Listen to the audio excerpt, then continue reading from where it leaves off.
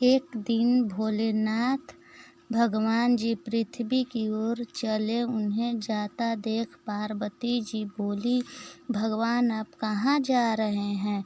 भोलेनाथ बोले, मैं पृथ्वी लोक पर जा रहा हूँ। पार्वती जी बोली, मैं भी आपके साथ चलूँगी।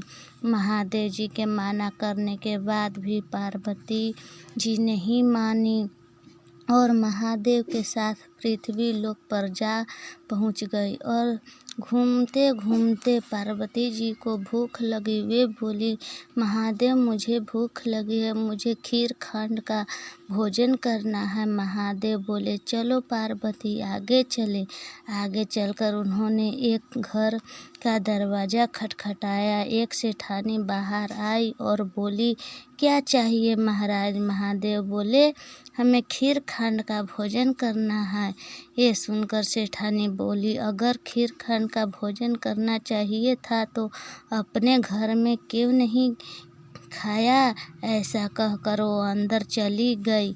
अब महादेव और पार्वती आगे चले। आगे चलकर उन्हें एक बूढ़ी माँ मिली और बोली, आओ महाराज बैठो, आपको क्या चाहिए? तब महादेव बोले, पार्वती को खीर खंड का भोजन करना है। बूढ़ी माँ बोली, आप बैठो, मैं अभी लाई। इतना कहकर बूढ़ी माँ एक लोटा लेकर चल दी। महादेव बोले, माँ कहाँ चल दी? वह बोली, दूध चावल और खांड लेने जा रही हूँ। महादेव बोले, माँ घर में देख, दूध चावल और खांड के बर्तन भरे हैं। बूढ़ी माँ गई और बर्तन में खीर भर कर बनाई और महादेव जी पार्वती माता को भोजन कराई। और भोजन उन्हें कराकर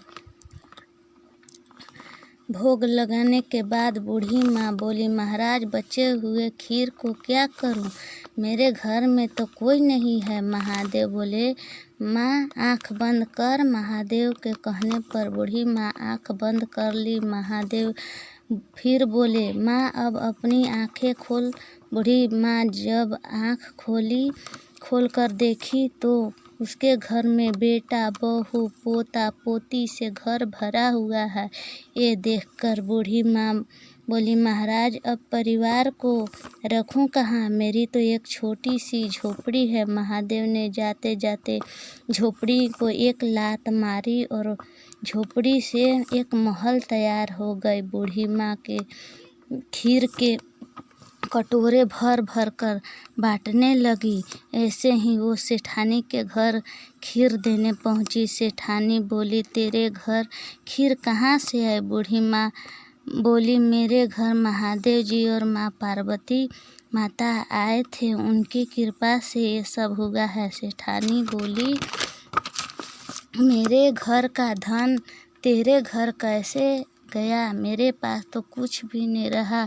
बूढ़ी माँ बोली, ये तो महादेव माँ पार्वती जी के आशीर्वाद से हुआ है। अब सेठानी आगे भागी, महादेव और पार्वती के पीछे चली। उनके पास पहुँची और बोली, महादेव मेरा धन उस बुढ़िया को क्यों दे दिया? महादेव बोले, मैंने तो ना उठाया न दिया, तूने ना की इसलिए ना हो गए, उसने हाँ की इसलिए उसके हाँ हो गए।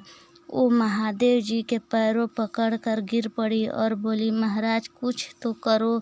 तब महादेव बोले, जा, काम तेरा रुकेगा नहीं, धन तेरा जुड़ेगा नहीं। ऐसा कहकर महादेव और माता पार्वती कैलाश की ओर चले गए। हे भोलेनाथ, जैसे बूढ़ी माँ को दिया वैसे इस कहानी को सुनते हुंकार भरते को देना। जय भोलेनाथ, हर हर महादेव।